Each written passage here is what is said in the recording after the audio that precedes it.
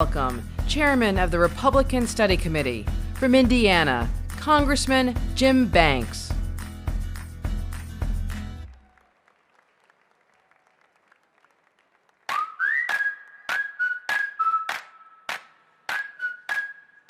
What a tough act to follow. The first rule of politics is to never follow Lauren Boebert. How about that? How is she? Now I know how much Matt Schlapp really doesn't like me to put me on the stage after her. I see my friend Billy Long in the audience. Billy and I were just in Texas last week. Did you know an old friend of ours invited us down to the border? We led the largest delegation of congressmen ever to the border with President Donald Trump. Let me tell you, I will never be ashamed to say that Donald Trump is the most effective president of my lifetime.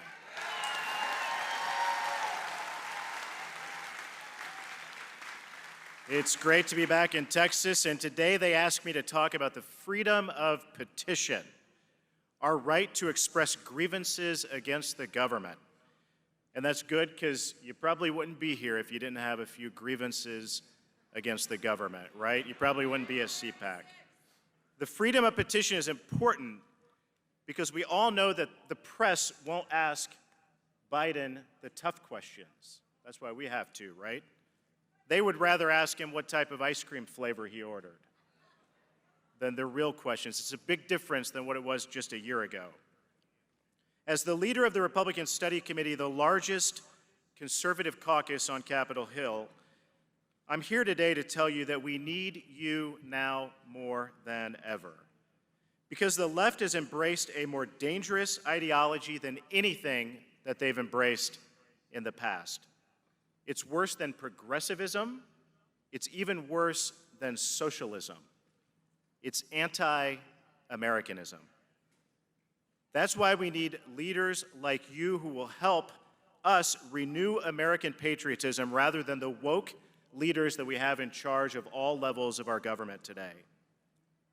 During the lead up to the 2020 election, I think many of you were like my wife and I, watching the mobs targeting statues of our founding fathers, tagging them with graffiti and pulling them down into the streets. And I'm talking about statues of George Washington, Thomas Jefferson, Abraham Lincoln, Ulysses S. Grant, some of the most revered figures in all of American history. I have 3 young daughters, and they were watching too, and they were wondering, why is this happening? And I wrestled with how to answer that question. The answer has to do with the new movement that's found a home within today's Democrat Party, a movement to recast the vision of who we are as a nation and disparage our founding. Its name is critical race theory, and it is a direct attack on America and our values. The destruction, violence, and rioting that we saw last year was not freedom of petition. You do not have a right to attack our police officers, to vandalize property and terrorize communities night after night. What does the freedom of petition look like? It's the brave parents right here in Southlake, Texas,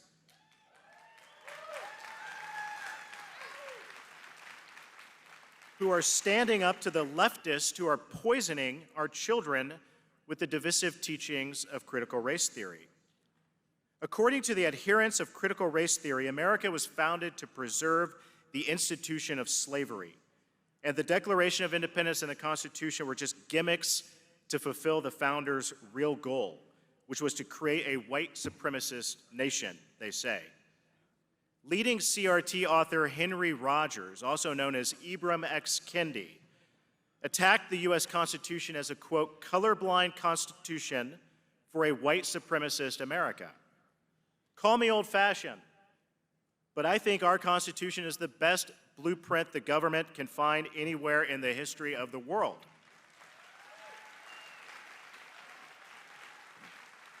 And I deeply respect the fact that it's colorblind, because that means anyone can succeed in America and be treated fairly under the law. Martin Luther King Jr. understood this. He told us that he had a dream that one day his children and grandchildren could live in a colorblind society. He told us that he wanted them to be judged by the content of their character, not by the color of their skin. But the left hates the idea of a colorblind society. They want people to be judged by the color of their skin. They want to reorder society according to race. That's why they are doing everything in their power to push this ideology and rewrite American history. The left has infected our schools with critical race theory from K through 12 to our universities.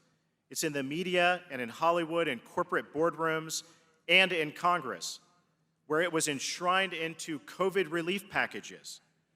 Critical race theory is even in our military. As a Navy veteran who served in Afghanistan, I find it absolutely appalling. These institutions have all fallen short of America's most important ideal. And guess what? I'm not talking about equity. Equity is not who we are. America stands for equality, equality of opportunity.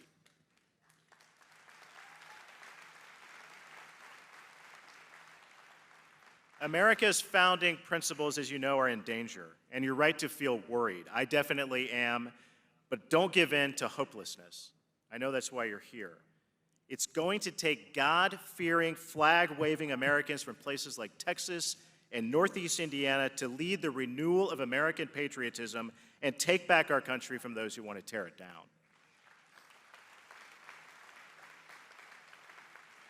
And let me submit to you, we do it by expressing and exercising our freedom of petition.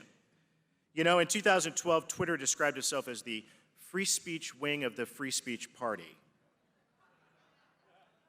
That was only a decade ago, and look at where we are now. Things have sure changed. The Democrat Party changed fast, and Twitter changed with them. But I believe that the next decade will be the American decade. This is the most important mission as conservatives that we have today, to preserve, to preach, and to restore the American dream. And as the conservative leader in the House, I'm doing my part in Congress. But we need to oppose anti-Americanism and critical race theory at every level of government and in every institution in this country. No battle is too small. No place is too far gone. From my hometown, a small town in Indiana called Columbia City, to Pelosi's hometown of San Francisco. I am convinced that people want to be proud Americans once again. And I think we can learn in closing a lot from Texas. As Sam Houston once said, Texas has yet to learn submission from any oppression.